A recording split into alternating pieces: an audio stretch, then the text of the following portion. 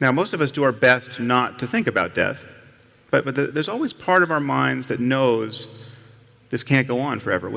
Part of us always knows that we're just a doctor's visit away or a phone call away from being starkly reminded with the fact of our own mortality or of those closest to us. Now, I'm sure many of you in this room have experienced this in some form.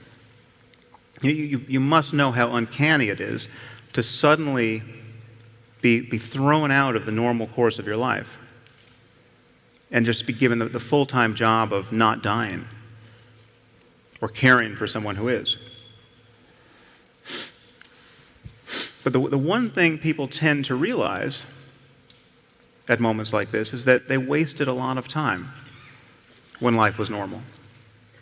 Okay, it's not just what they did with their time. It's not just that they spent too much time working or compulsively checking email. It's that they cared about the wrong things.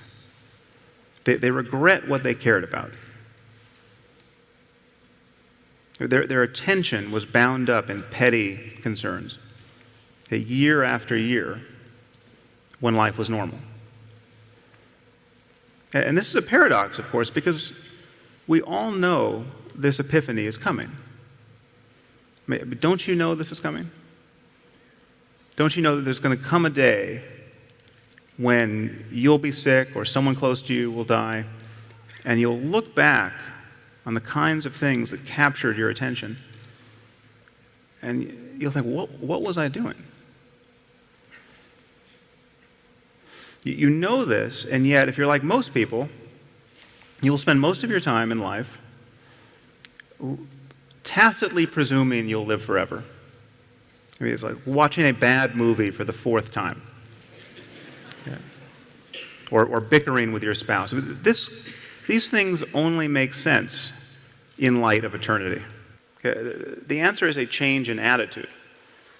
Okay? There are ways to really live in the present moment. Okay? What's the alternative? Okay? It is always now. However much you feel you may need to plan for the future, to anticipate it, to mitigate risks, the reality of your life is now. And I think this is a liberating truth about the nature of the human mind. In fact, I think there's probably nothing more important to understand about your mind than that, if you want to be happy in this world. The past is a memory. It's a thought arising in the present. The future is merely anticipated. It is another thought arising now. Okay, what we truly have is this moment. And we spend most of our lives forgetting this truth, repudiating it, fleeing it, overlooking it. And the horror is that we succeed. We manage to never really connect with the present moment and find fulfillment there because we are continually hoping to become happy in the future. And the future never arrives.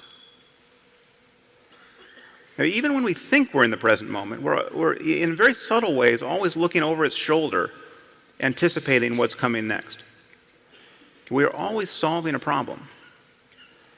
And it's possible to simply drop your problem, if only for a moment, and enjoy whatever is true of your life in the present.